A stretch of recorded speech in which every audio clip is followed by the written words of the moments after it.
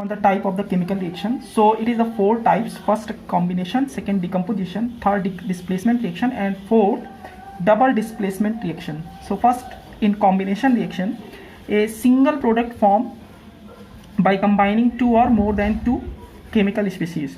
So combining reaction में क्या होता है, एज नेम से जो कंबाइन हो रहा है, it is also known as the addition reaction. इसको एडिशन रिएक्शन भी बोलते हैं.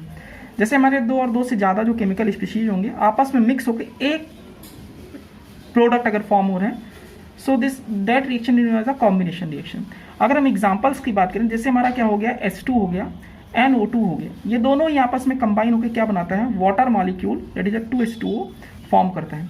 सो यहाँ H2O2 दोनों कंबाइन होकर एक प्रोडक्ट फॉर्म किए, so this is known as a combination reaction. दूसरा एग्जाम्पल जैसे हम लेते हैं, N2 plus 3H2 gives out 2NH that is ammonia. तो यहाँ पर भी आप देख रहे हैं ये दोनों मिक्स होकर एक फॉर्म कर रहा है. सो ये भी एग्जांपल हो गया इसी का.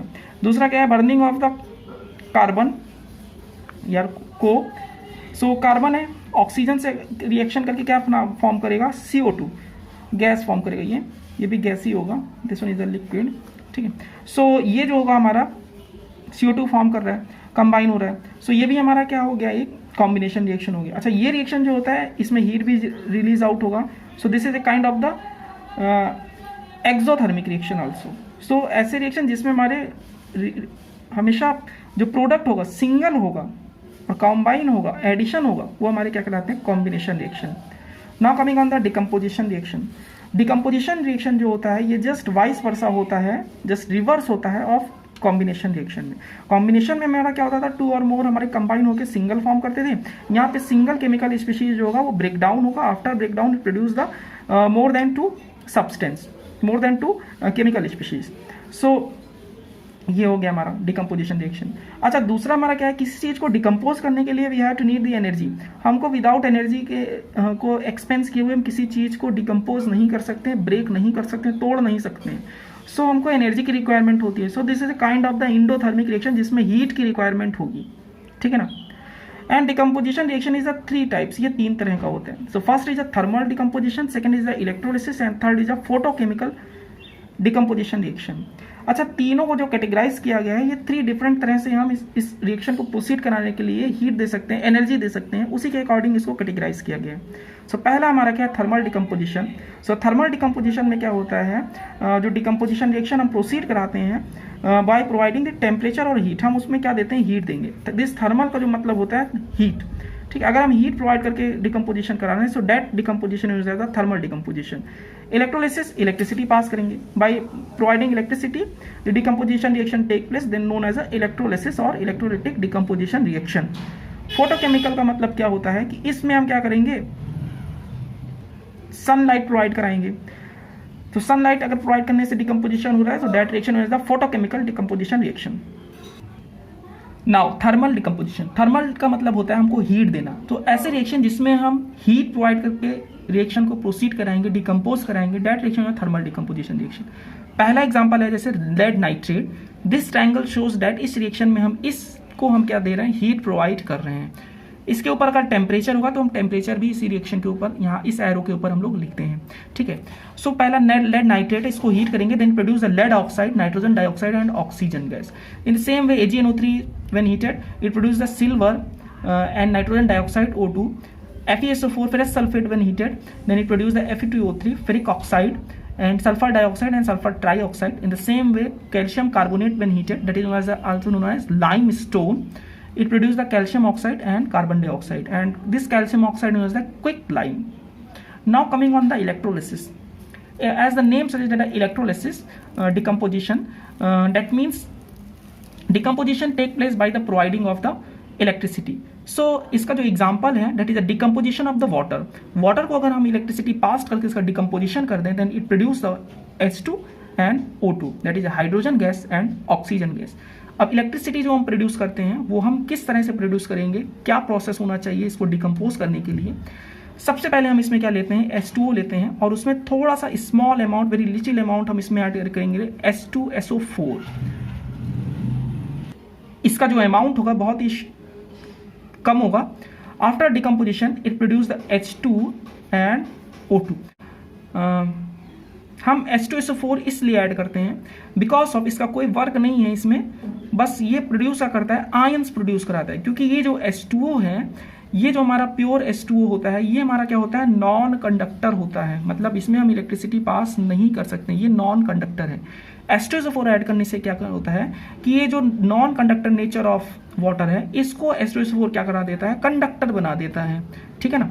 H2SO4 ऐड करने से वाटर हमारा क्या हो जाता है, कंडक्टर हो जाता है। क्यों कंडक्टर हो जाता है, क्योंकि प्योर फॉर्म में जो वाटर होता है ये आयनिक फॉर्म में नहीं होता है, H+OH- आयन नहीं देगा।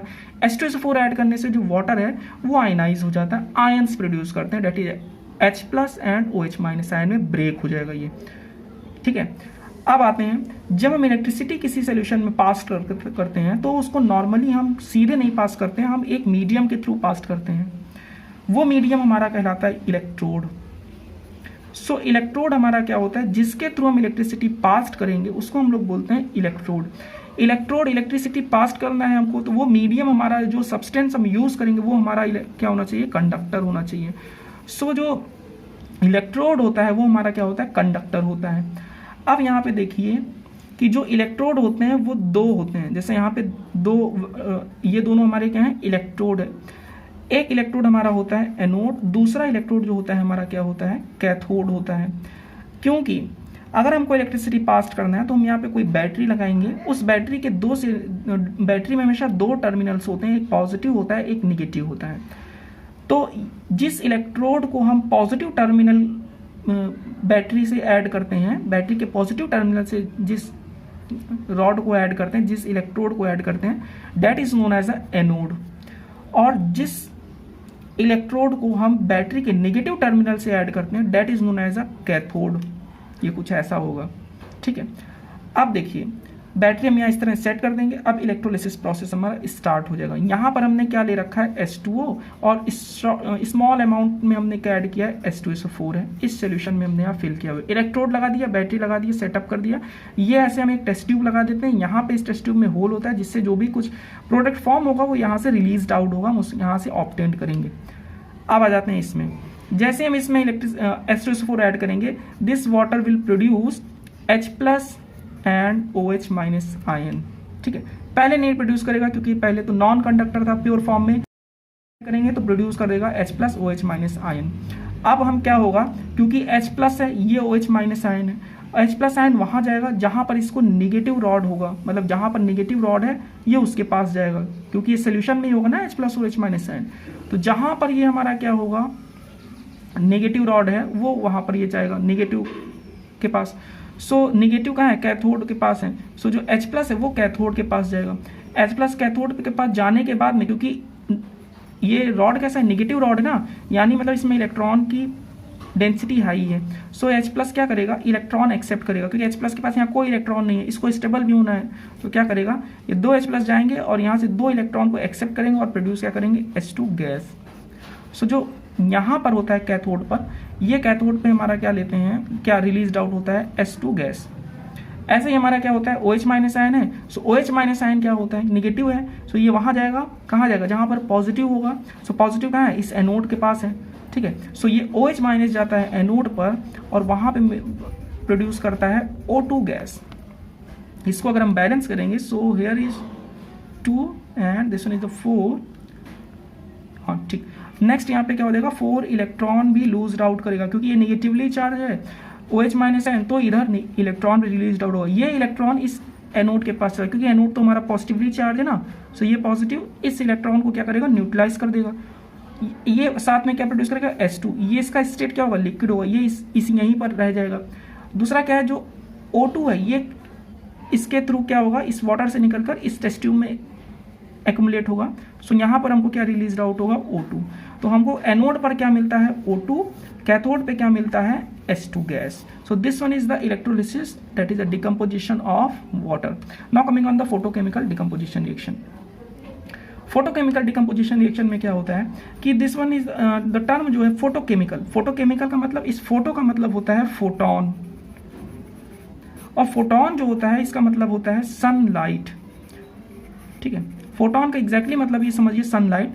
सनलाइट की जो एनर्जी होती है उसका मेजरमेंट किस में करते हैं हम लोग, फोटोन में करते हैं, ठीक है। सो ऐसे डिकम्पोजिशन रिएक्शन जिसको प्रोसीड कराने के लिए हमको सनलाइट की रिक्वायरमेंट हो, that reaction is known as a photochemical decomposition reaction. Example इसका जैसे हमारा क्या हो गया, AgCl है, उसको हम अगर सनलाइट में रखेंगे तो हमारा क्या प्रोड्यूस करेगा, Ag and Cl2 gas. As a same way हमारा क्या है, AgBr है, सनलाइट में रखेंगे सिल्वर प्रोड्यूस करेगा और Br2 गैस प्रोड्यूस करेगा। ये दोनों रिएक्शन यूज होते हैं ब्लैक एंड व्हाइट फोटोग्राफी में। ब्लैक एंड व्हाइट फोटोग्राफी में क्या होता है, हम एक पेपर लेते हैं, उस पेपर के ऊपर हम क्या ऐड करते हैं, AgBr के इसके ऊपर हम लोग ऐड करते हैं। अब AgBr ऐड करने के बाद में क्या होता है, इसको हम लोग सनलाइट में रखते हैं। सनलाइट से जो Br होगा ब्रोमीन गैस के फॉर्म में तो रिलीज आउट हो जाएगा, और जो ये पेंट में AgBr किए थे, ब्रोमीन रिलीज आउट होने के बाद में Ag तो फॉर्म हो जाएगा, Ag हमारा क्या होगा, सॉलिड फॉर्म में, वो यहीं रह जाएगा। सो इस पेपर के ऊपर कुछ ब्लैक स्पॉट्स आ जाते हैं, जिससे हमारा क्या होता है, इमेज फॉर्म होता है। So both reaction is used in the photographic black and white photography. So now coming on the displacement reaction. Displacement का मतलब होता है कि डिस्प्लेस करना, सब्स्टिट्यूट करना। मतलब इस रिएक्शन में क्या होगा, कोई एक एलिमेंट दूसरे एलिमेंट को क्या करेगा, डिस्प्लेस कर देगा, उसकी जगह पर आ जाएगा। जैसे यहाँ पर देखिए A है, BC है, तो यहाँ पर क्या हो रहा है कि जो A है वो B को क्या कर दे रहा है, डिस्प्लेस कर रहा है, उसके प्लेस से वो हटा दे रहा है, खुद आके शिफ्ट होके बैठ जा रहा है। तो ऐसे रिएक्शन को हम लोग बोलते हैं डिस्प्लेसमेंट रिएक्शन। बट कंडीशन इसमें क्या होना चाहिए कि जो भी डिस्प्लेस करेगा, जो एटम एलिमेंट डिस्प्लेस करेगा किसी दूसरे सब्सटेंस को, वो उससे ज़्यादा रिएक्टिव होना चाहिए। This one is the condition to be happen displacement reaction और द सब्स्टिट्यूशन रिएक्शन। ठीक है। So now if we talk about the some reactivity of the element, then we have the some metals जिनकी reactivity कुछ इस order में होती है। ठीक है, जैसे हमारा लिथियम जो होगा वो सबसे रिएक्टिव होता है, then potassium, calcium and so on, ऐसे हमारा बाद में जाएगा प्लेटिनम तक। कुछ और एग्जांपल्स की बात करते हैं, जैसे ये हमारा क्या हो गया, जिंक जो है, जिंक को अगर हम कॉपर सल्फेट के सोल्यूशन में जब हम इसको प्लेस करते हैं तो जिंक जो होता है इस कॉपर को क्या करता है, डिस्प्लेस कर देता है और फॉर्म क्या करता है, zinc sulphate and copper. So here you are looking at the zinc is highly reactive than the copper. This one is the reactivity series, you have to remember this. ठीक है, it is very useful. So zinc यहाँ पे क्या कर रहा है, इस copper को डिस्प्लेस कर दे रहा है। In the same way this one is the calcium, when react with the aluminium chloride then it produce the calcium chloride and it displace the aluminium. So यहाँ पे आप देख रहे हैं this one is the calcium is more reactive than the aluminium, so यहाँ पे displacement possible है।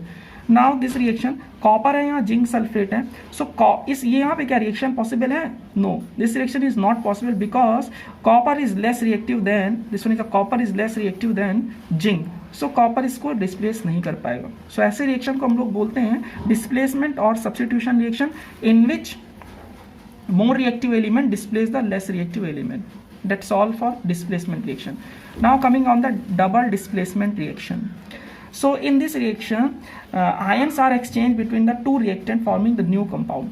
इसमें क्या होता है कि डबल डिस्प्लेसमेंट, मतलब सब्स्टिट्यूशन तो यहाँ पे भी होगा, डिस्प्लेसमेंट तो यहाँ पर भी होगा, लेकिन एक साथ दोनों में डिस्प्लेसमेंट होंगे, दोनों के आयंस के बीच में डिस्प्लेसमेंट होगा। पर देखिए तो करस्पॉन्डिंग आयंस आपस में चेंज हो रहे हैं, बी सी के साथ चला जाएगा, बी डी के साथ चला जाएगा और सी ए के साथ में, ये यहाँ मूव कर जाएगा और ये यहाँ, इनके जो करस्पॉन्डिंग आयंस है वो चेंज हो जाएंगे। ठीक है, for example when BaCl barium chloride is treated with the sodium sulfate then it produce sodium chloride in aqueous form and BaSO4 barium sulphate. ये क्या होता है, प्रिसिपिटेट होता है। ठीक है, प्रिसिपिटेट का मतलब क्या होता है, ये सॉलिड सब्सटेंस होता है, बाकी सारे हमारे लिक्विड में होंगे तो ओवरऑल जो सोल्यूशन होगा वो तो हमको लिक्विड जैसा दिखेगा, लेकिन नीचे आके हमारा एक सॉलिड आके इकट्ठा हो जाएगा। This solid is known as a precipitate. The second example double displacement, यहाँ पे क्या होता है, this one Ag plus and ये हमारा क्या है NO3 minus, H plus and Cl minus. So NO3 minus displace हो जा रहा है इस H से, इस Cl से, and this Cl displace this NO3 minus. So यहाँ पे फॉर्म हो जाएगा AgCl and HNO3। In the same way this one is the aqueous form, ये भी एक्वस में होगा, बट ये जो होता है this one is the solid में होता है, so it form the white PPT, white precipitate, नीचे आके इस तरह से बैठ जाएगा, यहाँ पे आके नीचे एक्यूमुलेट, ये भी हमारा क्या होगा, एक्वस में होगा। So this is the 4 types of the chemical reactions. So thank you for watching.